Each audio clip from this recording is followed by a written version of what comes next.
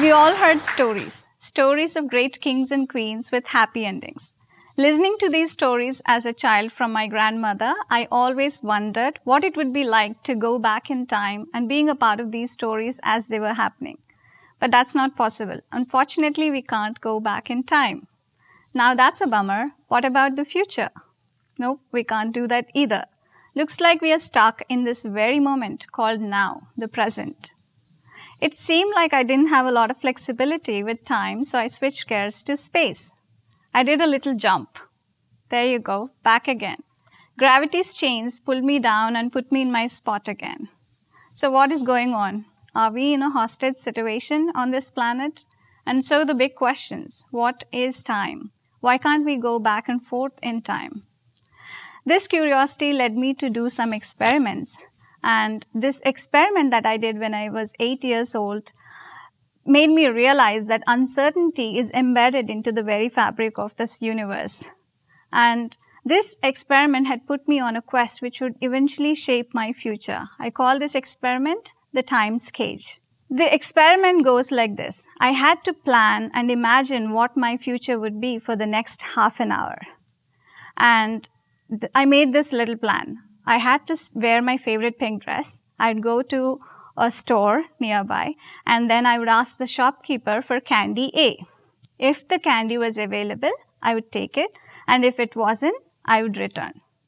And this is how the reality went. I did wear my favorite pink dress. I walked to the store, asked the shopkeeper for candy A. He said he does not have candy A and offered me with an alternative, candy B. Same taste, same price, just the wrapping was different.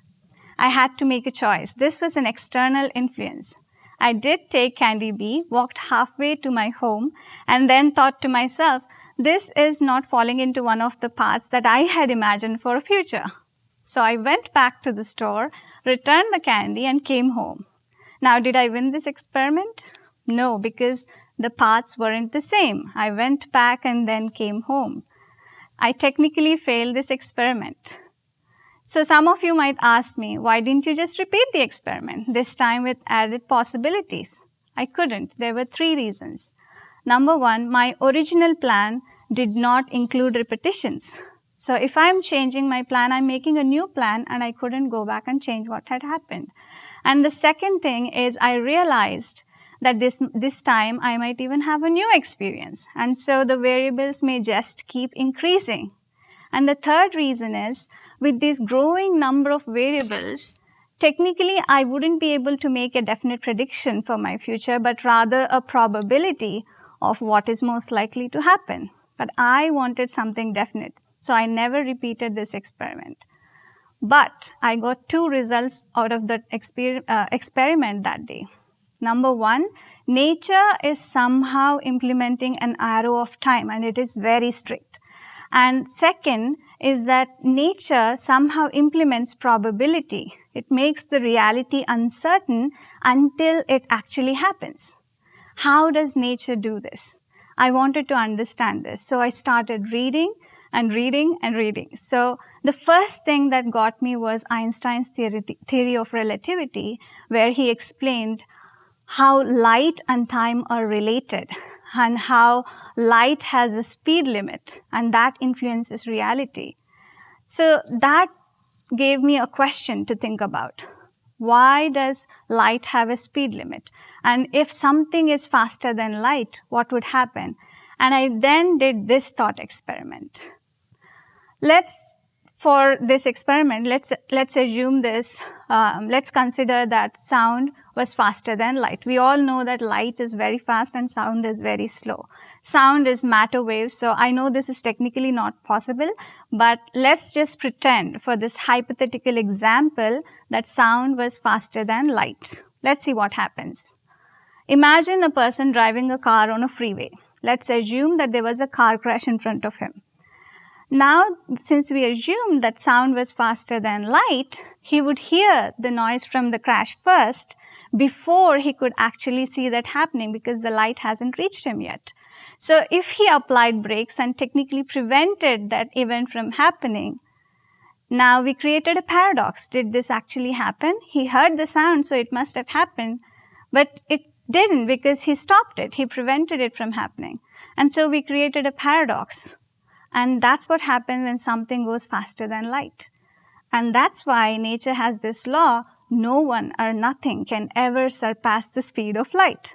So we are living in this cage or this bubble which is created by light and matter interactions, which is what we feel as time. Now, there's this gatekeeper standing there with the speed of light limit, preventing us and saying, hey, you can't pass this gate. So the amount of energy that is needed to reach speed of light could go up to infinity. And this is called the time cage. So that was the defining moment for me, where I understood what light and time is. But where does probability come into picture? How does nature implement probability? And this curiosity led me to quantum physics. What is so fascinating about quantum physics? Quantum physics is a science that tells us how everything in the universe works, down to the molecular, atomic, and subatomic levels. The laws that govern the reality that we see in our day-to-day life are totally different to that of the quantum world.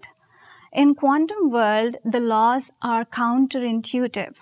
For example, we see a person or a thing at one spot at a given point in time. We can't see them at multiple places. We are not familiar with that. In quantum world, these tiny little particles exist as waves. They are in multiple states at the same time. We are not familiar with that concept in classical world. But how do things exist in multiple places at the same time? This is called quantum superposition. And when we observe, that's when they take a definite shape or a state. To understand this better, let's just repeat another thought experiment done by a famous physicist called Erwin Schrödinger.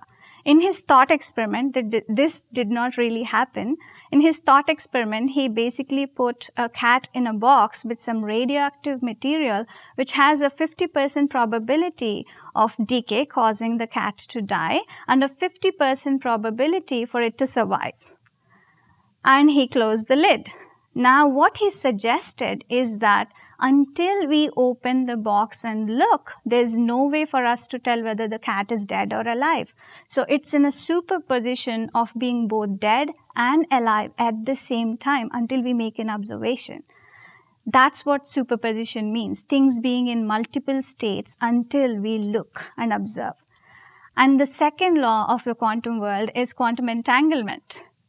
These tiny little particles seem, if prepared in a certain way, seem to be connected. They are somehow communicating and exchanging information instantaneously, even when they are separated by universes apart, as though they are one thing and not many things. So this law is called quantum entanglement. These quantum superposition and quantum entanglement have been proved through experiments, and the results are shown in the pictures here. And what that means is, until we make an observation, nature does not decide on what reality to show us. And these tiny little particles are discussing and debating and then showing us a reality based on how we act. That means nature has this law: you act, I react. So what we have in hand is this only power to control our thoughts and emotions in this very moment called now. Okay, that's interesting. What that means is all these tiny little particles around me, this air, the light, this table, this chair, including my very own body, is made up of these tiny little particles. Who is watching who? I think I'm missing some privacy here. We don't know who made these laws. We don't know who made nature. I do not know if really consciousness impacts reality. But what we do know is we can harness this new knowledge and we can apply it to computer science, and we can make quantum computers. It's the new way of creating a new type of computer, and that these computers operate on quantum laws. And some of these computers can solve some very complicated problems which our classical computers cannot solve in 1,000 years. A specific category of problems, really complicated problems, quantum computers can solve in a very small amount of time.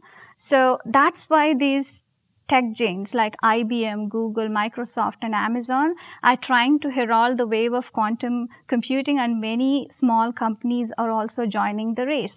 And that is the space I wanted to be in that space and to work with those people who make this into a reality. And then I had a lot of questions. Can I really do this? Is this what I'm really planning to do? How am I going to get there? And that's when I imagined myself being on this boat on a big lake. If I don't take control of my boat, I'm going to drift away and land on some shore, but just not the one that I wanted. But if I take the paddle and learn how to row and get there, then I can choose my own reality. So I basically took a piece of paper and pen and wrote down the reality that I wanted to land on. And that was the deciding moment that would shape our future. And then we have to learn. We have to learn how to row, get a grip of the paddle and our boat, and we have to learn how to row. The sheer volume of information that is available on the internet for free is just amazing. We are the ones to decide what we watch and for how long. And so I made this learning plan and I started learning and exploring. And the next thing I did was to create a mental map as to how I'm going to reach my goal. How am I going to reach my destination?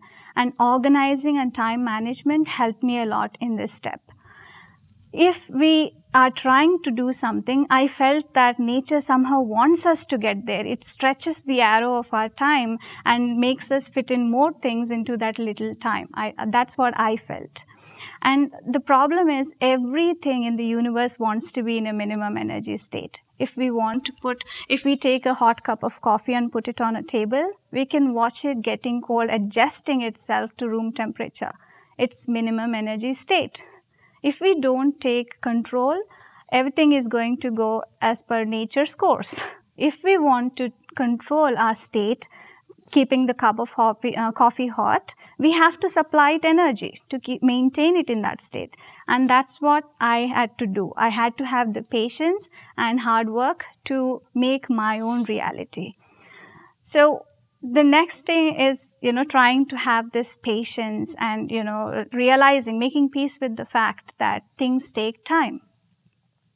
And eventually I got there. I got my crystal cave of science where there's a lot of crystals and every crystal is so much to learn, so much knowledge out there. That was my treasure. I eventually got there. And maybe that is our purpose. We were all curious when we were kids, and why was our favorite question. And together, if we spend our time in exploring the universe, questioning it and understanding what it's really saying, we can solve some really complicated problems and we can really understand the fundamental questions that are like a puzzle in front of us. And it doesn't matter who is on that boat. The race, religion, gender, and age, all of these are insignificant factors to nature. Nature's laws are same for everyone. If we want to make this switch and if we want to join this journey of learning, now is the time. Welcome to Quantum Quest. Thank you.